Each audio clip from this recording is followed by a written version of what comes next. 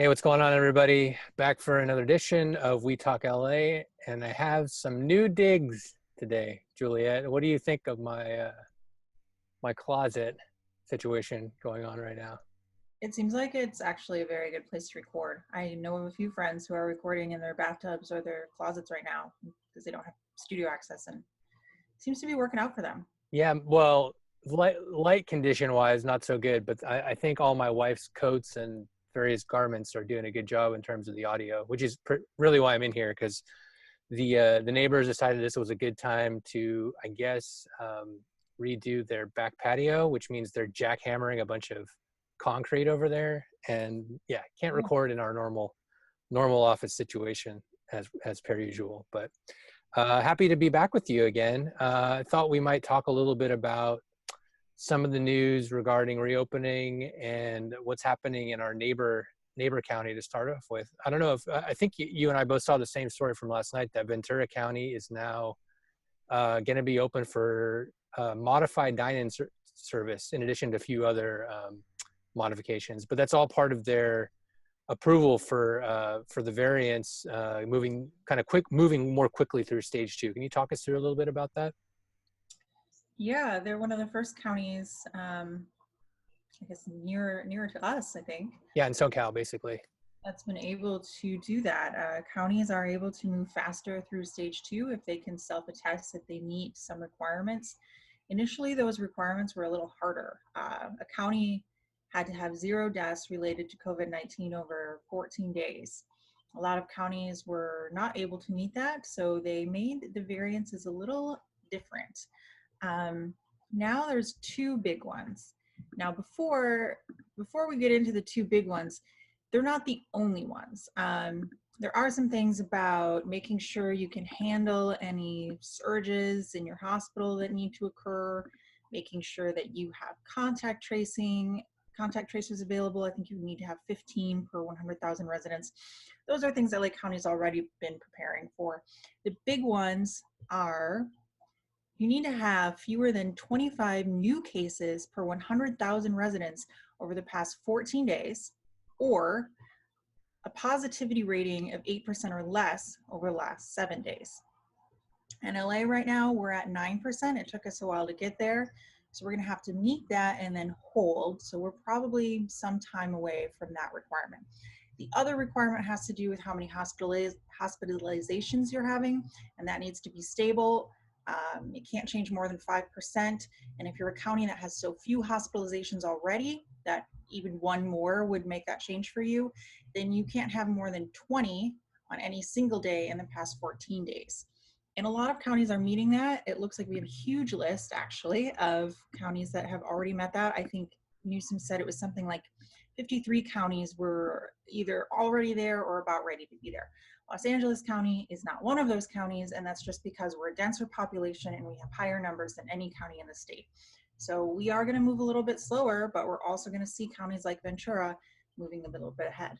Yeah, I think that's part of why we wanted to make this explanation is that there's a lot of residents in LA County who are going to look up north and or northwest to here and be like, well, why aren't we moving just as quick? Why can't we do this? Why can't we also have some sort of modified dine-in service? Probably a lot of business owners too are probably thinking the same thing. But yeah, like you said, it's all about it's a different type of population and different density of population, and the danger of a bigger spread happening if things were to open up too quickly, I think is greater in Los Angeles than it is almost in any county in the state, except maybe in where San Francisco is. So it's good to understand that. There are some things going on in LA though, kind of like baby steps that we're inching towards, and some good signs, I guess, in terms of our overall infection rate. So maybe we talk a little bit about that. Yesterday, for example, I know Councilmember Bonin had a proposal he was putting out regarding possibly doing some modified outdoor dining and outdoor exercise type stuff. Can you kind of walk us through that a little bit? Yeah, he has a pair of proposals he put forward earlier this week. And other counties and other places have already started doing this a little bit. But basically, when we reopen our indoor spaces, our capacity is going to be limited. And that's going to be true until we get a vaccine or herd immunity or something where we're past COVID-19. Right now, as officials have said, we're learning to live with it. So when gyms open and when restaurants open, you're going to see tables and machines and space further apart than you did before. Now, for a restaurant, that means fewer tables, that means less money. So Bonin's proposal is he wants to be able to allow restaurants to use the sidewalk or parking lots or any sort of available outdoor space near them.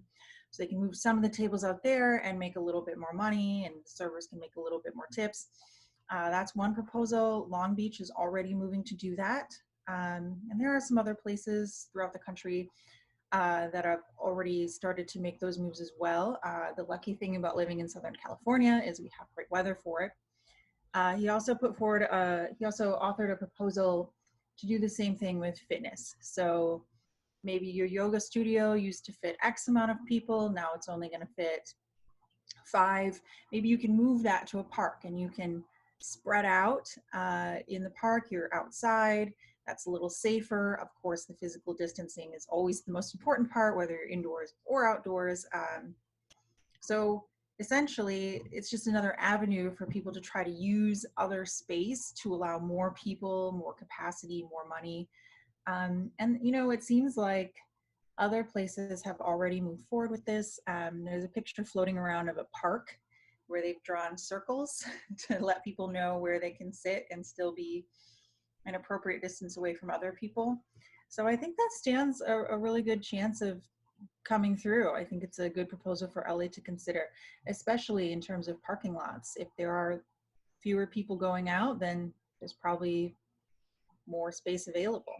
Yeah, it kind of makes you wonder if they would host big outdoor events like that at, like, say, the Dodger Stadium parking lot or something to make use of that space. They could do, you'll have a siphon that off in different sections and then host sort of like spread out events within that with smaller groups, like different fitness events or even like little, if they want to allow retailers something to do like sort of social distancing, little pop-up marts or something to get rid of some of their inventory. Maybe that would be a way to move forward. I don't know about the logistics of that, but I definitely agree with the idea of trying to leverage the sprawling nature of our city and all that empty parking lot space into some sort of positive while we're dealing with this. Also on the restaurant front, you'd written yesterday that there was a motion passed about capping delivery fees, or was it a cap on delivery fees, or was it regarding the tips, 100% of the tips going towards the drivers? Can you walk me through that real quick?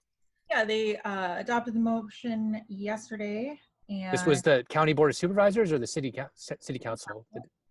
so I believe the city attorney will have to draft that up next. I think that's the next step. But basically, third-party delivery apps, and I don't want to name anyone in particular because I don't know what their fees are, but apps like Postmate, Grubhub, DoorDash, etc. So things like that. Some of them had very high fees to where restaurants weren't really turning a profit at all on those orders. Before the pandemic, a lot of restaurants were fine with that because the apps did marketing for them, or they increased customer loyalty, where a customer might, you know, they appreciated the added convenience of sometimes being able to get delivery.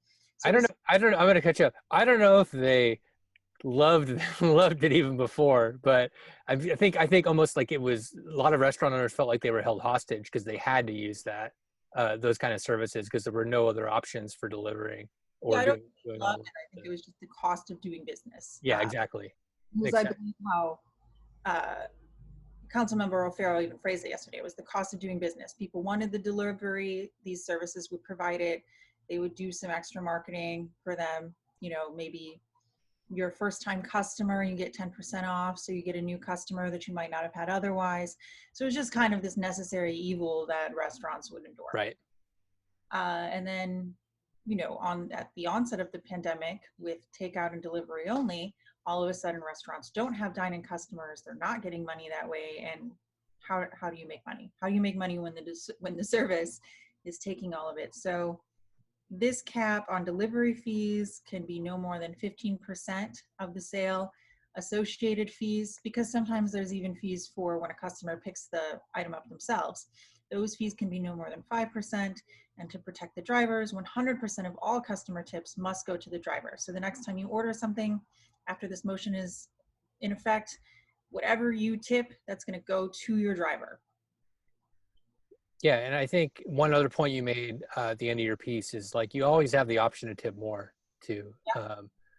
I know not everybody can do that. It's you don't want to just tell people like, oh, you have to it's a necessary like part of society now that you tip an extra like 20% or 15% or whatever it is on top of what you normally would. But it is a nice thing to do, I think, if you have the funds to be able to help these people who are you know, probably only taking these jobs because they're one of the few jobs available right now during the pandemic is kind of being a delivery driver for some of these apps. So something to think about at least. I know I really try to. I'm cooking so much more at home than I used to. Yeah. Just there's no, you know, I'm never running between point A and point B, so I'm never really stopping and getting lunch somewhere. I'm cooking every meal at home.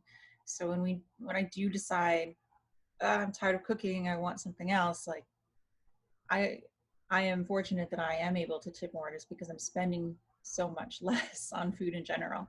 Yeah, no, it's a good thought. The other thing I wanted to touch on before we get off the topic of sort of reopening or restaurants or things like that is that serology test results that came back yesterday, or preliminary findings that the LA County Public Health had offered up in partnership with they've been doing a study with USC and this other marketing group, and kind of jointly, more or less, they've been sampling a group of about 1,000 county residents.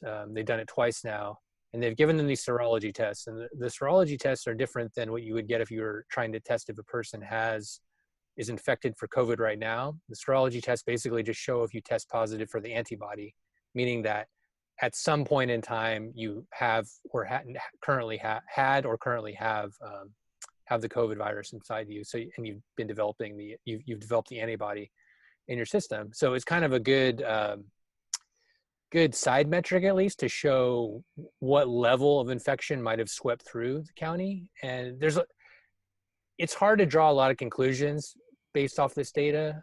But the test that the results they just put out yesterday showed roughly 2% of the county population had the antibody versus a 4% positivity rate in the previous April study.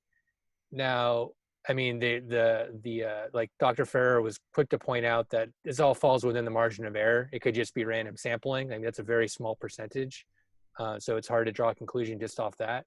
However, the fact that those numbers are not like dynamically different probably means that there hasn't been a huge uptick in community spread over the past month or so, from the end of one study to the beginning of the other, at the least, which is a positive sign, right? Because it means that the precautions that we're all taking, all the social distancing we're doing, all the face mask wearing, all that kind of stuff, it is stemming the tide of this thing.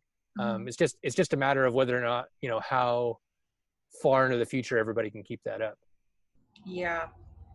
I think the thing that everyone is worried about is that as we start to reopen and we get more freedoms, we'll start to relax on the precautions we're taking. And I think it's important to know that every single time we get anything new, it comes with those modifications. It comes with the physical distancing, it comes with the facial coverings. And I think if people fall behind on those things, then we're going to see some of those freedoms be taken away again, because we will see a surge in infection. But I think people are confident that we can start doing things little by little, as long as we keep doing those physical distancing and those facial covering and those hand washing, all those other measures. Yeah, I think the one, like exactly what you said, that people are worried about, that we're going to have to dial up. I mean, we'll dial down the restrictions, and then all of a sudden, if there's a spike, we have to dial them back up. Mm-hmm. And I think psychologically that takes a big toll on people.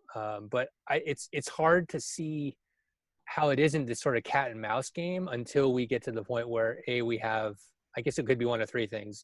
They develop some sort of treatment, which, drastically decreases the amount of time it takes to recover and the amount of people who suffer life-threatening effects from it. Or they have a vaccine, which that works, that's proven that everybody can take. And I mean, that's many months off, most likely. Or I guess the third thing would be reaching herd immunity, but we're in LA County, at least we're a long way away from that.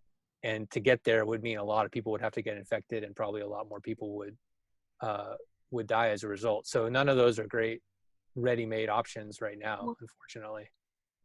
There is a fourth thing that's been mentioned, which would be a test that's very quick and easy to administer at home. Right. Yes, because being able to trace, like if it's like a 5-minute test and you know if you're infected or not, then you can immediately quarantine yourself, or not go to public gatherings, not interface with other people, and therefore you sort of clamp down on that vector of infection, and it makes tracing things a lot easier when you can immediately test everybody and sort of cut off, I guess, a hub of possible infection. If somebody is test negative immediately. But I don't know what the time frame for developing that test would be too, if you've read of any success stories with rapid testing. Not yet. And once again, that is just like the facial coverings and the physical distancing. That is something that we depend on our friends and neighbors and community members to do. So that's another interesting issue, right? There's like a moral or a social component to that. Whereas even if you develop the test, and you give everybody, like, imagine the resources necessary to give every citizen or every resident of the county like X number of tests so that they have them on hand to do it. You have to rely on people to actually do the test before they like go to the gym or the grocery store or their yoga class or whatever it is, where they're going to be in close proximity with other people. And it just takes a couple people not to do that, and then a couple of people not who get it to not test themselves also, and then all of a sudden you have a little more community spread. But definitely that's something that we can hope for in the future. Okay, now enough about the the reopening and the testing and all that stuff. Let's pivot again, as we always do at the end of these talks. Is there anything fun going on this weekend that you're looking forward to? I know we kind of always touch on one or two things. There was one thing that caught both our eyes, was that there was it's outside your house, is a drive-by art, a series of drive-by art installations or drive-by art exhibits that you can do starting this weekend. Can we talk a little bit about that? Yeah, and this is something we're seeing more and more of, actually, is these outside opportunities to take in art and culture. This weekend it's called We Are Here / Here We Are. So it makes more sense when you look at it. Just want to make sure it's clear what it's called. It's a drive-by art initiative. There's going to be over 100 participants. All of the art is outside. You should be able to see it from your car. It's going through May 16. It's going from May 16 through June 20. So it's already underway. And it kind of moves around. So there's a map you can look at. You can see where the pieces are this upcoming weekend, and then where they're going to be the next weekend. I think next weekend is focused a little more on the west side. This weekend it's a little more central, downtown, and east of there. So you can look at the guide and just kind of follow it along, see what you want to see. A good opportunity to get out of the house, see something, see some creativity, and not crowd anywhere, which is obviously the big thing that everyone keeps talking about. Not crowding everywhere. Well, this is stuff you can do from the safety of your own car. If you don't have a car, like me, I suppose you can see what's near you and take your bike or go for a run or a jog, as long as you're keeping your distance. But I think we're going to see a lot more of this outdoor sort of, come check this out. We've already seen individual artists do this by playing concerts on their lawn or putting art on their fence. So I think we're going to see a lot more of this. Yeah, I think the car as the barrier between you and other potentially infected individuals is the new trend that's going to be taking over Los Angeles in the near future. I'm sure we'll see more drive-by theaters. We've already seen there's a lot of popularity for like drive-up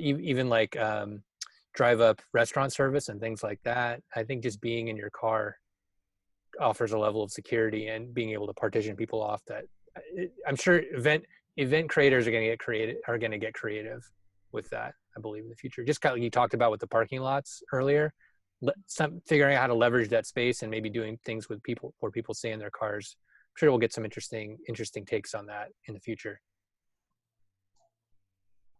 I hope so. Even if you don't have a car right now, unfortunately, which is obviously another layer of social inequity, right? For those who do or do not have Absolutely. vehicles. I mean, these drive-by things are, of course, often inaccessible for me. Yep. But the idea that we're going to start using parking lots as things other than places to store cars is really cool for me. I do hope we get to a point where we are able to feel comfortable taking public transit. Metro deciding that everyone needed to wear masks was a big step forward. I think that went into effect on May 11. And so I do hope that we're going to see more creative uses of outdoor space. Even though some of them won't pertain to me, I think a lot of them will. Yeah, definitely. Okay. Well, everybody can check out that list. It's going up later today. By the time this video is live, that the list of stuff to do for the week ahead will be up on our website. As always, Juliet, I do appreciate your time. Thanks for stopping in to chat with me about everything. Of course. All right. And everybody out there, thanks for watching, and we will catch you on the next one. See ya.